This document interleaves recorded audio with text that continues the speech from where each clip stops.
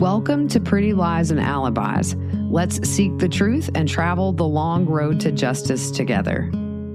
What you know, Alibiers? Welcome to another episode of Pretty Lies and Alibis. I'm Gigi. It's Tuesday, January 13th. We're going to get into the afternoon testimony in the Brendan Banfield trial.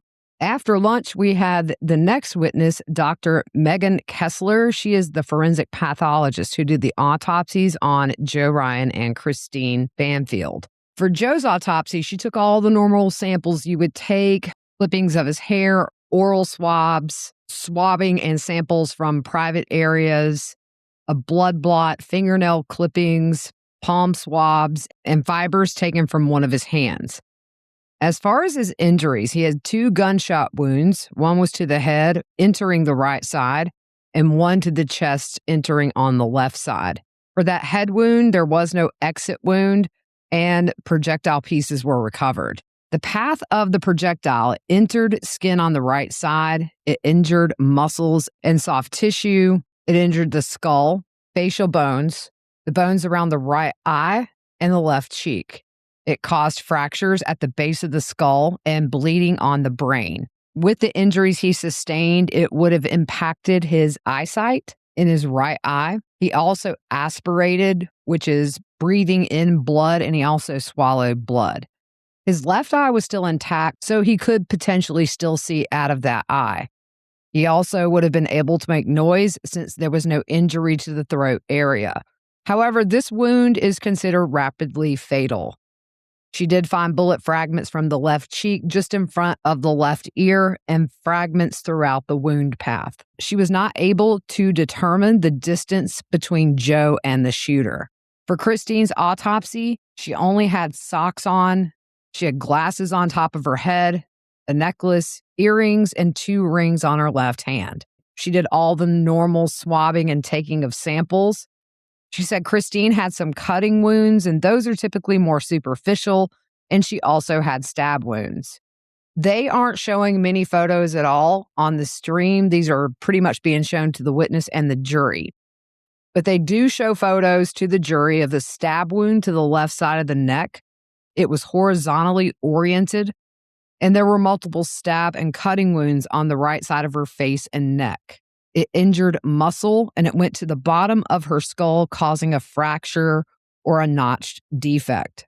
There were 3 stab wounds to the left side of the neck. They were closely oriented, and the wound paths commingled, and they injured that left jugular vein, the right carotid artery, her larynx, and esophagus. She also had some abrasions and contusions. The sharp force injury wounds ranged from 1/4 of an inch deep to 2.5 inches deep. All of those would have been rapidly fatal. There was also a cutting wound on the top of her left shoulder as well. On cross, for Christine's report, post-mortem toxicology was positive for phentermine, which is a weight loss drug. He asked if that was provided through emergency means, and she doesn't know. The next witness, and the one that closed it out today, was none other than Juliana, the au pair. He stared at her from the minute she walked in the door until she got up to the stand. It was kind of creepy.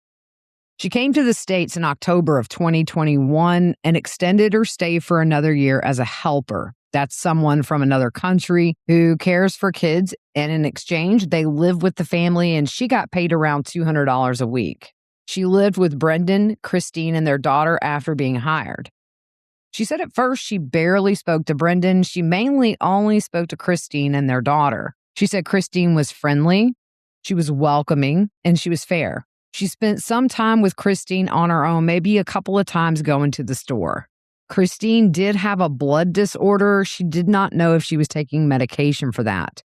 She said the child was very loving and caring. And she notes that Brendan and Christine had an au pair before her. But at some point, hers and Brendan's relationship changed.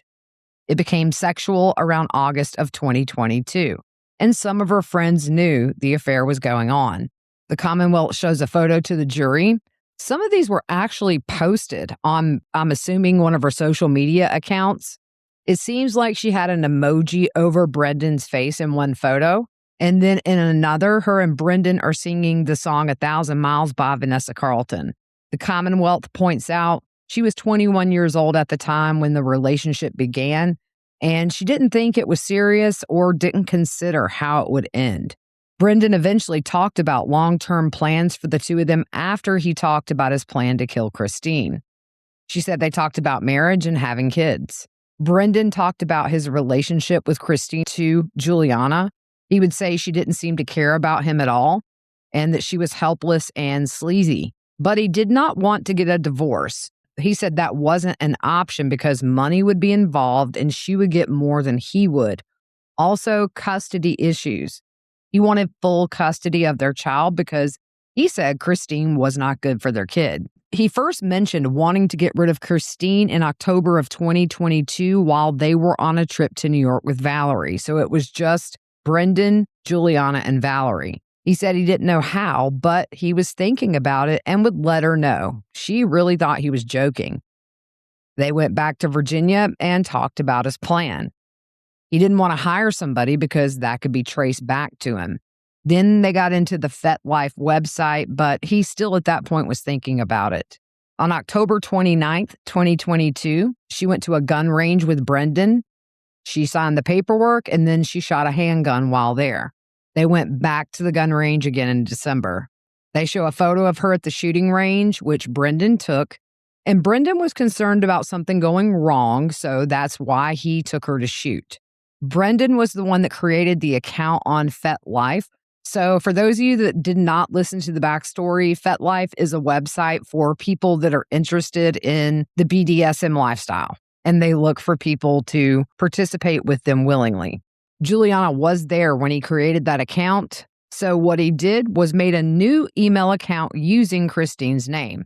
He also used Christine's laptop, and the reason they used her laptop is so if there was an investigation, they would connect everything to Christine's device. She said when Christine would get home from work, she would leave her backpack by the door and her laptop was always in it. Christine would always be home while they did this. And the reason, if this was investigated, it would show that Christine was home when these logins happened. Brendan knew eventually there would be an investigation. The profile name they made was Anastasia9. And they had a photograph of Christine in a bathing suit. Both Brendan and Juliana would post on there acting as Christine, and they were looking for people interested in this lifestyle. They would also private message people, and they would take turns doing so. They admit a lot of these photos under seal, and they're only published to the jury. They show the FetLife profile, and the About section was written by Brendan. Then they show some posts on FetLife. One was when the account was first created to tell people what Christine was looking for, or them pretending to be Christine. Brendan told her they'd be able to find someone who plays aggressive. And the reason he wanted someone like that is because that person would be invited to come to the house and be willing to do what Brendan had in mind. Brendan told Juliana he would need to change his routine a few weeks before the murder so the alibi looked better. Juliana and Brendan went to Winchester, Virginia together. Brendan was going for an overnight stay in a hotel for his job, and he took his work car. They did not post on FetLife during that trip because it would show Christine's laptop was not at home with her. Sometimes they would post when only one of them was home with Christine. Brendan wanted them to do that because an investigation would happen at some point, and police would have access to where their phones were pinging at the time this profile was active online on the FetLife website. When they would go to the gym together, he would tell Juliana to leave early and get on the account and talk to people, or he would leave early and do the same. Christine went to the gym a couple of times with them, but it was just mainly Juliana and Brendan. Joe Ryan's username on the account was Taco Supreme 7000. Joe's answers and messages was what got Brendan's attention. Brendan said he was the right person because he was willing to do what Brendan needed him to do. They bring in a few messages, and really it's 3 or 4 people that are asking this profile who is meant to be Christine to meet up first to make sure there was chemistry or just to get to know each other. But every time they would say no because that would ruin the plan. They just wanted somebody to come straight into the house having never met before. One conversation, the Anastasia profile says, "I don't have restraints. You would need to bring that." Eventually, it got to where the profile was telling other people, "You need to bring a knife." And ultimately, Brendan chose Joe because he was willing to bring stuff. He was willing to hold Christina down and things that Brendan wanted done. They also talked to Joe on the Telegram app. Brendan created the account in an incognito page, and at the time, he had Christine's cell phone because it was going to text her a code. Juliana talked voice to voice with Joe through the app, pretending to be Christine, and Joe commented on her accent, saying that he was surprised. Brendan was the one that chose the date, and they show a text from Joe on February 20th, 2023 at 4:13 a.m., which says, "I'm looking forward to Friday." Joe sends a photo to the account with a knife. It's kind of a big butcher-style knife, a rope, and chains. She said that Brendan was expecting a smaller, pointy knife. The Anastasia account said, "Oh, I forgot to tell you. I do have a dog. She's very nice, but she will be in the basement and we'll have snacks and stuff down there." It was Brendan who sent that message. To get ready, a few days before the murders, Brendan had them trade in their phones. They had photos of themselves on there as a couple, and they also both changed their Apple ID because law enforcement would be able to see what was on those Apple ID accounts. Brendan got his phone at a different time. He also changed the windows in the house to more soundproof ones, and once those were installed, he told Juliana to go to the master bedroom and scream as loud as she could, and he would be in the driveway. But Juliana didn't want to do that, so Brendan was the one that screamed, and she stood in the driveway. He also wanted her to go to the back of the house so that neighbors couldn't hear, as well as people on a nearby trail. She said she could barely hear anything. Normally, she would park in the driveway by the mailbox in the cul-de-sac, but the night before, Brendan wanted her to park in the cul-de-sac to see if Joe came by to see what he was maybe getting himself into, or if he saw a different car, Brendan thought it would scare him away. Brendan prepared by going around the neighborhood checking houses for doorbell cameras. He knew a couple of their close neighbors did not have them. He also changed his routine a little bit before the murders, so it wouldn't be odd that the morning of he was at McDonald's. And to do that, he would leave earlier to get breakfast leading up to the day, so it wouldn't be out of character that he was somewhere eating at the time all this occurred. Christine was supposed to work that morning, but Brendan talked her out of it to change her schedule so she would be home. A few days prior, Juliana told Christine she was taking the child to the zoo that Friday and they would leave early. Brendan wanted Juliana to ask in person, and obviously there were no plans to go to the zoo. The morning of the murders, she woke up early. It was a little after 6 a.m., and she went downstairs to the kitchen. Brendan woke his daughter up and brought her to Juliana. He told her Christina was asleep, and Juliana got the child ready downstairs. They texted Joe through the Telegram app that morning, and it had instructions for Joe to park in the driveway, and they also told him the door would be unlocked. Brendan did that using Christina's cell phone with an app. After he made sure the door was unlocked, he turned the phone off and hid it in a kitchen drawer. He told Juliana to wait a few minutes before leaving, and then he gave her a handgun. She put that in her sweater pocket. Brendan left the house first to go to McDonald's, which was about 5 minutes away, and the plan was he would stay there until Juliana called him. Juliana was supposed to stay in the car with the daughter and put a show on her iPad for her to watch. When Juliana saw Joe pull in, she was to call Christine, which obviously would go to voicemail, and then call Brendan to say someone strange was at the house and she was scared. When she sees Joe pull into the driveway, she was parked in the cul-de-sac.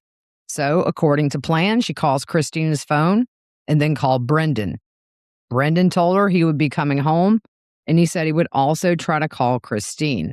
Brendan wanted Juliana to call Christine and then him to have the history on the cell phone records that she did try to call Christine to warn her there's somebody strange at your house. Joe parked and went inside. A few minutes later, Brendan shows up and parked. He got out of the car. Juliana gets out of her car with the child, and they followed him to the back of the house, and all three went into the basement. Brendan told Juliana to stay in the basement with his daughter, and he went upstairs. After a couple of minutes, she told the child to stay there and went upstairs too. This was all part of the plan. They stood at the bottom of the stairs listening. Brendan told her to shush. He took his gun out, and Juliana took hers out too, and she followed Brendan. Brendan opened the bedroom door, and they walked inside. Juliana could see Joe was on top of Christine, holding her down. Brendan yells, "Police officer." Christine sees Brendan and Juliana and tells Brendan he has a knife, meaning Joe. And Juliana said when Joe saw Brendan come in the bedroom, he looked shocked. Brendan shoots Joe in the head. At this point, Christine is on the floor. Christine saw Juliana and told her to call 911, so she did. This is when Brendan gave her the hand gesture, telling her to hang up, so she did. He then told Juliana to get a towel from the bathroom. She did, and she gave it to him. Then Brendan got on top of Christina and started stabbing her in the neck. Juliana ran to the other side of the bed and was covering her ears and eyes and was crouched down. She said she peeked a couple of times and he was still stabbing her. She said he would stop, and then other times he would hold the knife in his hand like he was going to stab again. Juliana did not touch Christine at all, but she did get blood on herself. She said she was kneeling and putting her hands on the carpet and felt blood, so she lifted her hands. And she said the blood was warm. She also got blood on her shoes and socks. She doesn't know how she got blood on her socks, but she took her shoes off when Brendan told her to, and then he instructed her to go to the closet and go into the safe. He gave her the code, and that was all part of his plan since she had the gun.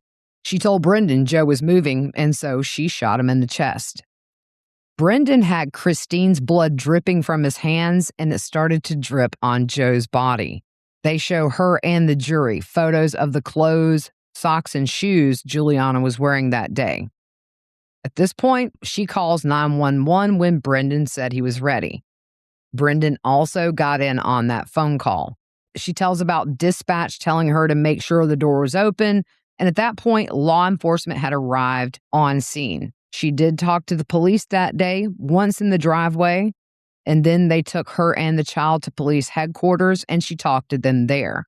She told investigators the version of the story that Brendan told her, and that is where we left off. She is still on direct, so I think she may take up a good portion of the day tomorrow. I think cross-exam will be lengthy, and I tell you what, it's going to be a lot about this sweetheart deal she got, because at the end of the day, once she has testified against Brendan, the prosecution is recommending she be released with time served and deported back to Brazil.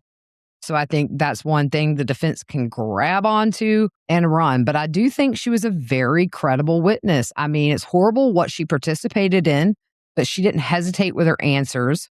She didn't have to stop and think. It all came very natural. And you could see at times she was kind of reliving that day. But still, to me, just as guilty as he is, but it is what it is. All right, guys, that's it for now. Hope you guys have a good rest of your evening. We will see you soon.